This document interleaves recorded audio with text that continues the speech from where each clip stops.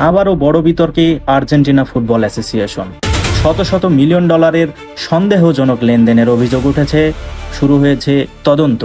তাহলে কি নতুন কোনো ফুটবল কেলেঙ্কারির সামনে দাঁড়িয়ে রয়েছে বিশ্ব?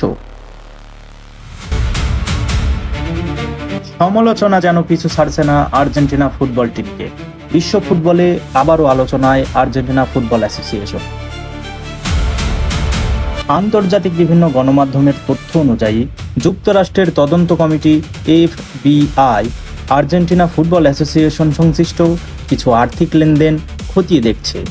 অভিযোগ উঠেছে স্পন্সর ও বাণিজ্য চুক্তির সঙ্গে সম্পর্কিত কয়েকশো মিলিয়ন ডলারের অর্থ স্থানান্তর তদন্ত করে দেখা হচ্ছে।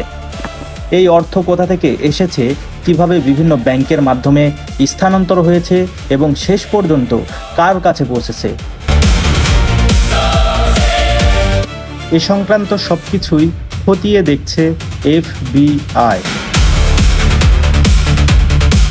তবে এখানে একটি বিষয় খুবই গুরুত্বপূর্ণ। এখন পর্যন্ত AFA বা তাদের কোনো কর্মকর্তার বিরুদ্ধে আনুষ্ঠানিকভাবে অপরাধ প্রমাণিত হয়নি। এটি এখনও তদন্তাধীন অবস্থায় রয়েছে এবং তদন্ত শেষ হওয়ার আগ পর্যন্ত কাউকে দোষী বলা যায় না। যদি অভিযোগের প্রমাণ পাওয়া যায় তাহলে এটি হতে পারে সাম্প্রতিক সময়ে অন্যতম বড় ফুটবল আর্থিক কেলেঙ্কারি।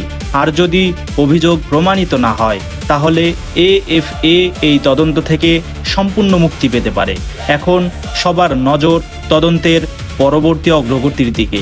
আপনার কি মনে হয়, এটি কি সত্যিই বড় কোনো কেলেঙ্কারির ইঙ্গিত, নাকি তদন্ত শেষে সব অভিযোগই ভিত্তিহীন প্রমাণিত হবে?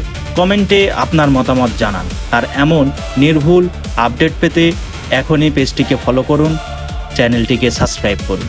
ধন্যবাদ।